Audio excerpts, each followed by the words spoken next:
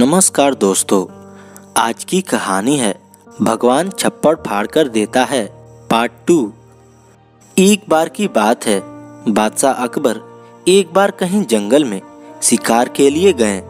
साथ में बहुत आदमी थे, पर दैवयोग से जंगल में भटक गए। आगे गए तो एक खेत दिखाई दिया। उस खेत में पहुंचे और उस खेत के मालिक से कहा, भैया मुझे भूख और प्यास बड़ी जोर से लगी है, तुम मुझे खाने पीने को दे दो, मैं राज्य का आदमी हूँ। उसने कहा, ठीक है, आप हमारे तो मालिक ही हो। यह कहकर उसने भोजन करा दिया। खेत में गन्ना थी, गन्ने का रस पिला दिया। आराम करने के लिए खटिया बिछा दी। इससे बादशाह बहुत राजी हुआ। उसको ऐसा लगा कि ऐसा बढ़िया शरबत मैंने कभी नहीं पिया। जंगल में रोटी भी बड़ी मीठी लगती है। जब बादशाह वापस जाने लगा तो उस किसान ने कहा, कभी तुम्हारे काम पड़ जाए तो दिल्ली में आ जाना। मेरा नाम अकबर है, किसी से मेरा नाम पूछ लेना। और फिर कहा, कलम दवान कागज ला, तुझे कुछ लिख दूं। खेत में ना कलम है, न दवान है, न कागज है। खेत में रहने वाला बेचारा पढ़ा लिखा तो था नहीं। फूटा हुआ मिट्टी का घड़ा था, वह सामने रख दिया और एक कोयला ले आया। बादशाह ने घड़े की ठिकरी के भीतर लिख दिया। वह बेचारा पढ़ा लिखा था नहीं। अकबर ने कहा, मेरे से जब मिलने आओ तब इसको साथ लेकर आना। उसने कहा, ठीक है। उसने उस लिखे हुए घड़े को रख दिया। कई वर्षों तक पड़ा रहा। जब अकाल पड़ा और अनाज कुछ हुआ नहीं, तब बड़ी तंगी आ गई। अपने लिए अन्न और गाय भैंसों के लिए घास तक नहीं रहा। दोनों के लिए पानी नहीं रहा। तब स्त्री ने कहा, राज्य का एक आदमी आया था ना, उसने कहा था कि जब आवश्यकता पड़े तो दिल्ली आ जाना, उसके पास जाओ तो सही। स्त्री ने बार बार कहा तो वह ठिकरा लेकर वहां से चला। दिल्ली में पहुंचा तो लोगों से पूछा, अकबरिये का घर कौन से हैं? अकबर का नाम सुनकर किसी ने बता दिया। खास महल के दरवाजे पर जाकर पूछने लगा, अकबरिये का घर यही है क्या? द्वारपाल ने डांटकर कहा, कैसे बोलता है, ढंग से बोला कर। वह तो अपनी भाषा में सीधा बोला और उसने ठिकरी दिखाकर कहा, जाकर कह दो एक आदमी आपसे मिलने आया है। द्वारपाल ठिकरी देखकर चकरा गया कि बादशाह ने स्वयं इस पर दस्तखत किए हैं। उसने जाकर कहा, महाराज, एक ग्रामीण आदमी आया है, असभ्यता से बोलता है, बोलने का भी होश नहीं है, वो आपसे मिलना चाहता है। उसने देखकर कहा, ओ अकबरिये, तू तो बड़ा ऊंचा बैठा है। बादशाह ने कहा, आओ भाई बैठो। उसे बैठाया और कहा, तू थोड़ी देर बैठ जा, मेरी नमाज का समय हो गया है, इसलिए मैं नमाज पढ़ लूं। अब किसान देखता है कि उसने कपड़ा बिछाया है और वह उस पर उठता है बैठता है। अकबर ने जब नमाज पढ़ ली और आकर बैठा तो उस किसान ने पूछा, यह क्या कर रहे थे? बादशाह ने जवाब दिया, परवरदिगार की बंदगी कर रहा था। किसान ने कहा, मैं तो समझा नहीं। अकबर बोला, ईश्वर है ना, यानी उस परमात्मा की हाजिरी भर रहा था। किसान बोला, कितनी बार करते हो? तो अकबर बोला, 5 बार। किसान बोला, 5 बार उठते बैठते हो, क्यों? अकबर बोला, जिसने इतना दे रखा है इसकी हाजिरी भरता हूँ।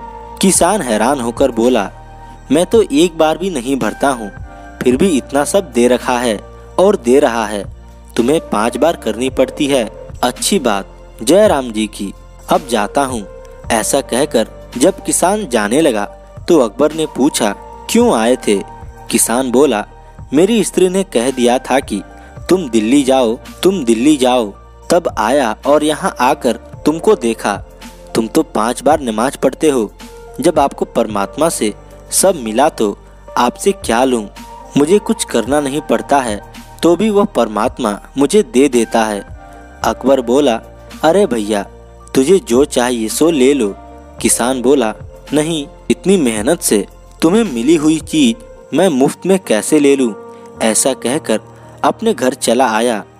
स्त्री ने पूछा, क्या हुआ? उसने कहा, अपने प्रभु को याद करो, जो सबका मालिक है वही सबको देता है। वह हमारा, उनका, सबका मालिक है। उसमें कोई पक्षपात नहीं है। वह सबका है तो हमारा भी है अब अपने उस राज्य के आदमी से क्या मांगे जो कि स्वयं भी मांगता है। इसलिए भगवान पर भरोसा रखो, उनका नाम लो। कई चोर मिलकर चोरी करने गए। बाहर उस किसान का घर था, उसके पास वे चोर छिपकर रहे।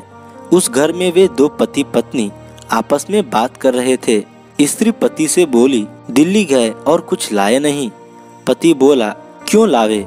स्त्री बोली, हमारे पास कुछ था ही नहीं, कुछ कमाते।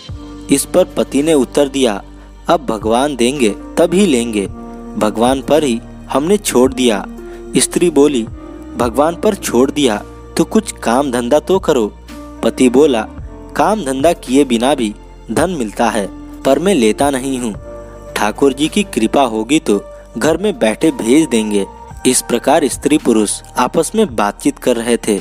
उसने अपनी स्त्री को धीरज बांधते हुए कहा, अब वर्षा भी हो गई है, खेती करेंगे, सब काम ठीक हो जाएगा, कोई चिंता की बात नहीं है। मैं तो भगवान के भरोसे रहता हूँ, कुछ लेता नहीं हूँ। भगवान के देने के बहुत तरीके हैं, छप्पड़ फाड़ कर देते हैं।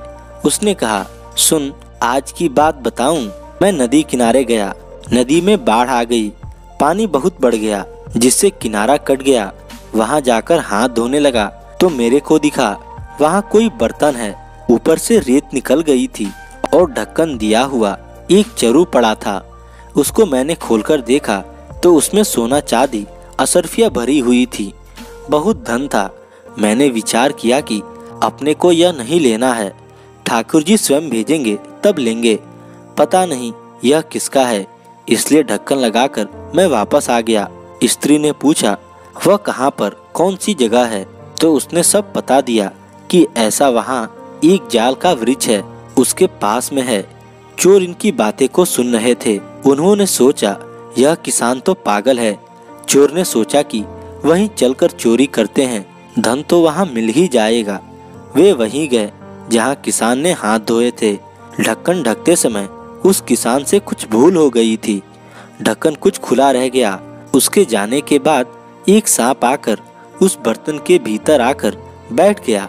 जब चोरों ने आकर बर्तन खोला तो सांप ने फुंकार मारी। उन्होंने जोर से ढक्कन बंद कर दिया। अब चोरों ने विचार किया कि जरूर उस किसान ने हमें देख लिया होगा, हमें मारने के लिए ही उसने यह सब बात कही थी। इस चरु में न जाने कितने सांप बिच्छू भरे हैं, इस चरु को उसके घर में ही गिरा दो, जिससे यह सांप बिच्छू उनको काटकर मार देंगे। चोरों ने अब इस चरु को बांधकर उसी किसान के घर पर ले गए। वे दोनों सो गए थे। उन चोरों ने छप्पर फाड़कर चरु उल्टा कर दिया। उस पर सोने का सामान सहित वह चरु गिरा। इससे वह सांप तो वहीं दबकर मर गया। इस प्रकार भगवान छप्पड़ फाड़ कर देते हैं। सवेरे जब दोनों जगे और देखा तो धन का ढेर लगा हुआ था। अब किसी से क्यों मांगे? किसान का परिवार फिर पहले की तरह हो गया। तो दोस्तों, कैसी लगी ये कहानी कमेंट करके जरूर बताएं और ऐसी कहानियाँ सुनने के लिए हमारे चैनल को सब्सक्राइब कर लें। धन्यवाद।